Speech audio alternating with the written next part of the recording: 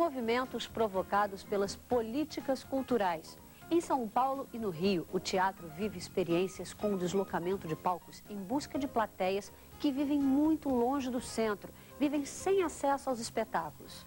Com mais ou menos recursos, sob lonas coloridas ou em palcos sofisticados, a verdade é que hoje as grandes cidades já colhem os frutos de iniciativas vitoriosas, como as lonas culturais, que no Rio há 10 anos estão abertas para o público interessado e apaixonado dos subúrbios cariocas. Conversa fiada, o programa de todas as tribos.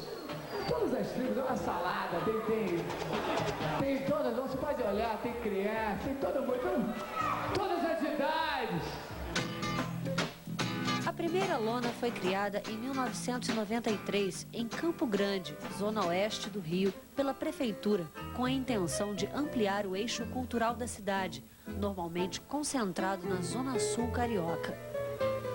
Com uma estrutura que lembra um pequeno circo, as lonas abriram espaço e criaram condições para que os artistas das comunidades locais se apresentassem e também pudessem receber outros artistas convidados.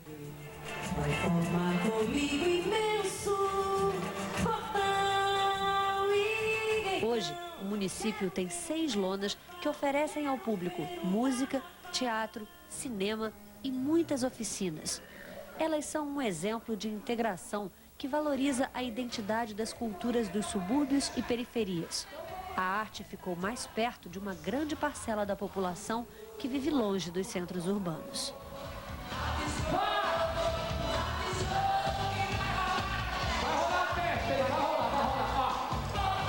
Essa lona ela entra sempre como um elemento catalisador, quer dizer, agregador desses movimentos artísticos, estéticos, culturais que existem nessas regiões, nesses locais.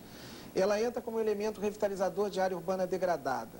Ela recria a identidade dessas comunidades. Ela entra como um novo ícone físico, espacial para aquele local. Quer dizer, as pessoas se percebem naquilo. E como esses movimentos eles participam desde o início, desde quando a gente começa a elaborar o projeto arquitetônico, tem um elemento aí fundamental nessa história, que é eles se sentirem, desde o início do processo, responsáveis pela produção e apropriação desse espaço. Isso é fundamental. Quer dizer, eles são cogestores, eles são corresponsáveis por isso que está acontecendo, por essa grande transformação. Quer dizer, isso tem acontecido com todas. Tem programa de TV que sorteia videocassete, geladeira, automóvel, mas a gente sorteia as iguarias típicas do subúrbio carioca. A gente sorteia bananada. Quem quer bananada aí? Conversa Fiada é um dos projetos mais animados das lonas culturais e é também o mais procurado pelo público. O apresentador Marcos Guimarães agita uma plateia composta por várias tribos diferentes, com uma espécie de show de variedades, cheio de ideias criativas para manter as pessoas literalmente ligadas. E o Start veio a Guadalupe para ver de perto essa festa da cultura na zona norte da cidade.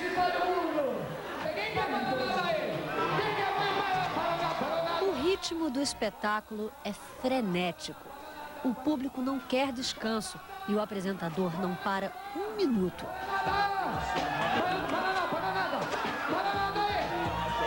É o subúrbio. Distribuir bananadas ao som de uma música bem alta é apenas uma brincadeira para interagir com uma plateia bem-humorada que também acolhe o teatro e a poesia. Em Berlim ou em Passos, o olhar adivinha, o amor tem asas. O amor tem urgência de livrar da queda o anjo do desejo. A noite é permeada de boas ideias. São soluções alternativas criadas com simplicidade e muita graça, como o e-mail, uma sátira ao e-mail. Aqui, o correio eletrônico é substituído por um pé de meia pendurado numa corda, onde as mensagens são depositadas. Outra brincadeira acontece com a entrada de um conhecido personagem que foi recriado pelo ator Marcos Saúva. Ele é vil, é vilão, é o subúrbio intervenção. Ele fala um pouco enrolado, mas eu estou aqui justamente para traduzir para vocês. Existe um bonequinho vil de um conhecido jornal, mas esse é vil com L. O outro só fala de cinema, mas esse fala sobre tudo que está rolando no cenário cultural, esportivo, político. Você falou que ia comentar sobre aquelas declarações do Fernandinho. Bedamar. Isso. Eu perdi ele. O projeto existe há 8 anos e circula em todas as lonas culturais. O apresentador e idealizador do espetáculo, o ator Marcos Guimarães, diz que é importante estar muito próximo da realidade de cada comunidade para garantir o sucesso da comunicação com o público local.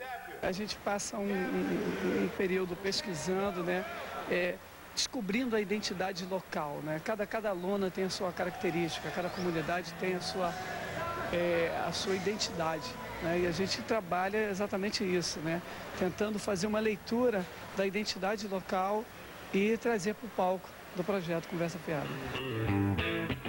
O arquiteto Ricardo Macieira é o autor do projeto das lonas culturais. Ricardo hoje ocupa o cargo de secretário das Culturas do município do Rio de Janeiro. Ricardo, quando antes dessa nossa conversa eu disse que o tema do nosso programa seria as lonas culturais, você disse assim, são as minhas meninas dos olhos. Então eu queria começar por aí, queria saber por que as lonas culturais são as suas meninas dos olhos e qual foi o conceito, a ideia desse projeto de deslocar o eixo cultural da cidade do Rio de Janeiro para a Zona Norte e para a Zona Oeste. É menina dos olhos porque eu tenho tido a oportunidade nos últimos anos, até por força da condição do cargo que a gente ocupa, está trocando o tempo inteiro. E está trocando com pessoas que também têm uma preocupação, que é essa cultura urbana, que é estratégica, que está extremamente vinculada ao desenvolvimento das cidades. E aí é uma rede de cidade, e aí a gente não pode pensar a cultura da cidade do Rio de Janeiro, você está pensando cultura na real dimensão dessa cidade, né, que é uma cidade cosmopolita, que é uma cidade internacional. Né, quando vem aqui uma missão francesa que está organizando as comemorações de 2005, Brasil, França, Rio, Paris, e a gente sai daqui, vai para Vista Alegre e Bangu e querem levar uma lona para a periferia de Paris, eu acho que esse é o grande barato, quer dizer, é o entendimento que tem aí uma rede global, existe uma cadeia de cidades que tem a noção perfeita do que significa, do significado de um equipamento urbano de cultura como esse. Eu gosto muito dessa expressão, equipamento urbano de cultura, né? Quer dizer, aonde essa atividade se dá. Quer dizer, essa questão artística, cultural, estética e ética também. E eu não tenho a menor dúvida, nunca tive, que essa relação, por exemplo, que é fundamental nas cidades, que todo mundo busca, que é a relação de vizinhança, essa interatividade que existe do vizinho, isso existe na zona norte do Rio. Isso raro acontece na zona sul do Rio. Na zona sul do Rio a gente desce no elevador com o vizinho e às vezes não dá bom dia, às vezes você não tem um sorriso. Isso lá não, o subúrbio eu aprendi, por exemplo, e quando vejo, de certa forma me emociona, você faz uma festa de aniversário na calçada, cara, com mesa, com balão, com bolo, com gente, e ninguém invade a tua festa, não, só vão os convidados. Todo mundo te conhece pelo nome, né? Entendeu? As pessoas te chamam, enfim. Então, eu acho que na realidade, essa relação com a lona, esse convívio com a lona, ele se dá a partir da cultura dessas pessoas. E a cultura, essa cultura civilizatória, sim, essa cultura da renascença que se dá nas cidades, nas relações das cidades, nas relações econômicas, nas relações pessoais, interpessoais. Enfim, essa é a realidade das cidades. Essa é a realidade que a gente vive a partir de uma ação local, enfim, específica de um ponto da cidade, que você entra como um elemento como esse, que vai abrigar uma atividade cultural, mas que incorpora outras questões fundamentais para aquele bairro e para a cidade. Eu acho que isso para a lona, ela tem sido o grande mote, tem sido um orientador. Agora, fundamentalmente, conseguir juntar essas duas coisas, né? Esses conceitos, essa ideia, esse espaço físico, com pessoas que tenham a alma daquele local.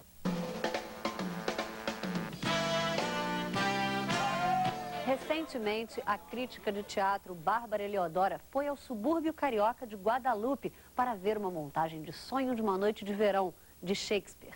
A respeitada, competente e temida Bárbara, como é conhecida, adorou a experiência. O start foi ouvi-la e ela falou um pouco de todo esse entusiasmo.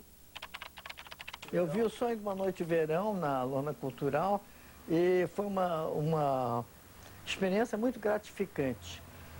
Primeiro, tinha muito público, um público que reagiu muito bem ao texto.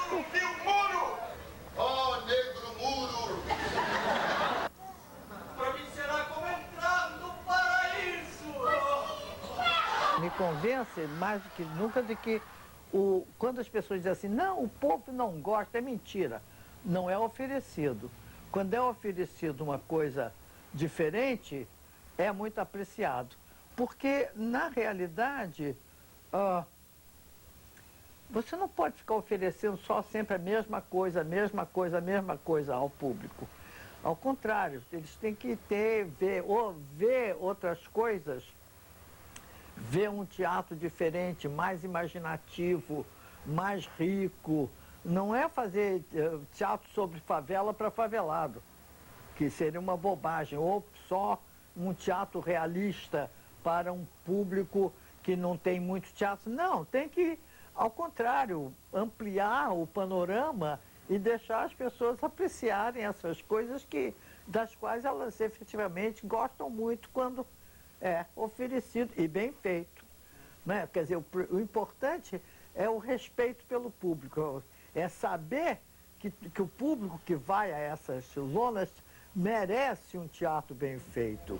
Eu acho que as pessoas se esquecem é que a ida de um projeto cultural como esse, simplesmente ao enriquecer o cotidiano do público, já está prestando um grande serviço, porque ele vai se lembrar daquilo, ele vai conversar a respeito daquilo, então vai melhorar a vida interior dele, acho que já está prestando um serviço. E esse negócio de formação de público, eu acho que está sendo formado, eles estão indo. Se você continua a levar boas peças ou espetáculos interessantes, etc., e eles continuam aí, você está formando um gosto por isso. Isso é que não é necessariamente de assim, não, eu tenho uma carteirinha que eu vou ao teatro, não é isso. Eu acho que é exatamente o prazer que você pode dar de enriquecer a vida das pessoas que vão lá. Compreende? Cada bom espetáculo já é um trabalho em si que já presta um serviço. Eu acho maravilhoso que haja coisas como as lonas e como esse negócio dos teatros do governo terem um domingo por mês. Acho que é fundamental, porque acho que o público merece respeito e merece ver o que é bom.